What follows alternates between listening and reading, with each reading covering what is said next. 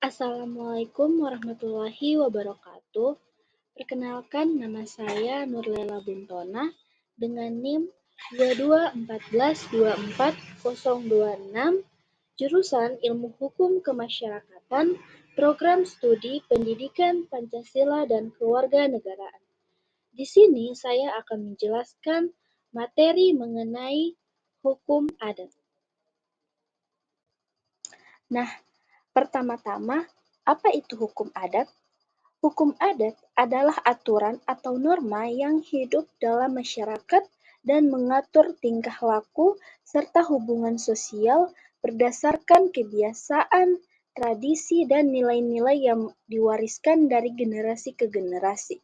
Hukum ini biasanya berlaku secara lokal tergantung pada komunitas atau kelompok tertentu dan berfungsi untuk mengatur kehidupan bersama dalam masyarakat tersebut. Berbeda dengan hukum formal yang ditetapkan oleh negara, hukum adat bersifat tidak tertulis, tetapi tetap diakui dan dijalankan oleh anggota masyarakat. Beberapa contoh penerapan hukum adat bisa terlihat dalam penyelesaian sengketa, pembagian warisan, pernikahan, dan adat istiadat lainnya yang menjadi pedoman hidup masyarakat adat. Selanjutnya, yaitu hukum adat adalah hukum non-statutair. Hukum adat sering disebut sebagai hukum non-statutair karena tidak tertulis dalam undang-undang atau peraturan negara yang resmi. Sebagai hukum yang berasal dari kebiasaan dan tradisi masyarakat, hukum adat lebih bersifat tidak formal dan berkembang secara organik sesuai dengan norma dan nilai yang berlaku dalam suatu komunitas atau kelompok tertentu. Oleh karena itu, hukum adat lebih fleksibel dan seringkali beradaptasi dengan kondisi sosial dan budaya yang ada, meskipun tidak ada teks hukum tertulis yang mengaturnya. Selanjutnya, hukum adat tidak statis. Hukum adat bersifat dinamis dan dapat berkembang seiring waktu mengikuti perubahan sosial, budaya, dan kebutuhan masyarakat. Meskipun dasar-dasar hukum adat berasal dari tradisi dan kebiasaan yang sudah lama berlaku, hukum adat bisa mengalami perubahan atau penyesuaian agar tetap relevan dengan kondisi masyarakat yang berubah. Misalnya, dalam masyarakat adat yang berkembang, norma atau peraturan hukum adat dapat disesuaikan dengan perkembangan zaman tanpa meninggalkan inti nilai yang ada dalam adat tersebut. Perubahan ini memungkinkan hukum adat untuk tetap berfungsi dengan baik dalam mengatur hubungan sosial dan menyelesaikan masalah dalam masyarakat adat meskipun dalam konteks baru. Terdapat dua unsur hukum adat, yaitu yang pertama, norma atau aturan adat. Seperangkat peraturan yang mengatur kehidupan masyarakat adat yang diwariskan secara turun-temurun. Aturan ini biasanya tidak tertulis dan diikuti oleh anggota masyarakat sebagai pedoman dalam bertindak. Yang kedua, yaitu lembaga adat. Organisasi atau badan yang memiliki kewenangan untuk menegakkan hukum adat, memberikan sanksi, serta memutuskan sengketa yang muncul di dalam masyarakat adat. Lembaga adat bisa berupa ketua adat, majelis adat, atau sejenisnya yang memiliki fungsi sosial dan hukum dalam masyarakat tersebut. Selanjutnya, ada bidang-bidang hukum adat. Yang pertama, hukum perdata adat, yaitu mengatur hubungan antar individu dalam masyarakat adat seperti masalah pernikahan, warisan, dan harta kekayaan, termasuk aturan mengenai hak-hak individu dan kewajiban dalam konteks keluarga dan masyarakat. Yang kedua yaitu hukum pidana adat, berkaitan dengan pelanggaran hukum dalam masyarakat adat dan sanksi-sanksi yang dikenakan.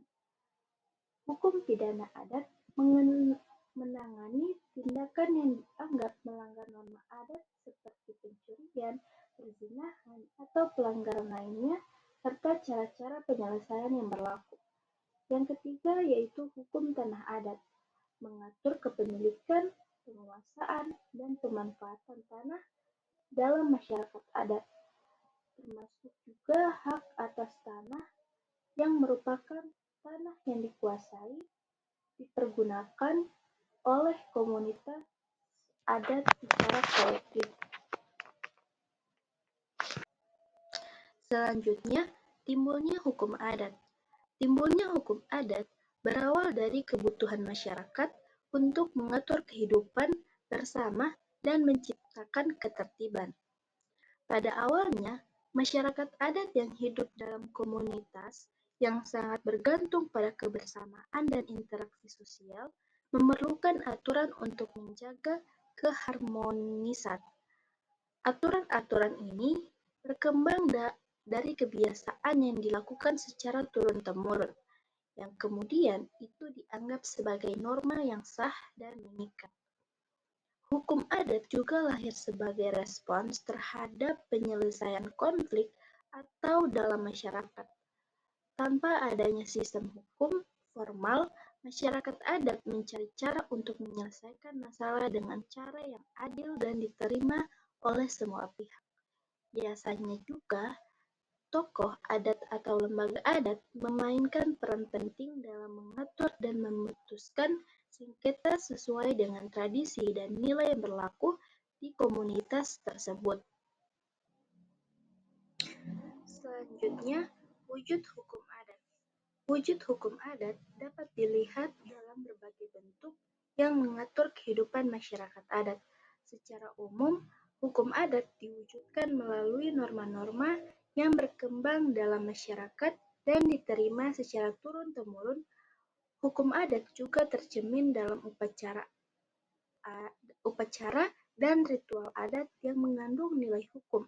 Misalnya, dalam pernikahan adat atau upacara kematian, terdapat aturan-aturan yang harus diikuti untuk menjaga keharmonisan dan tatanan dalam masyarakat. Ada pula kekuatan material peraturan hukum adat. Kekuatan material peraturan hukum adat terletak pada pengaruhnya yang kuat dalam kehidupan masyarakat adat. Hukum adat diakui dan dihormati oleh anggota komunitas meskipun tidak tertulis.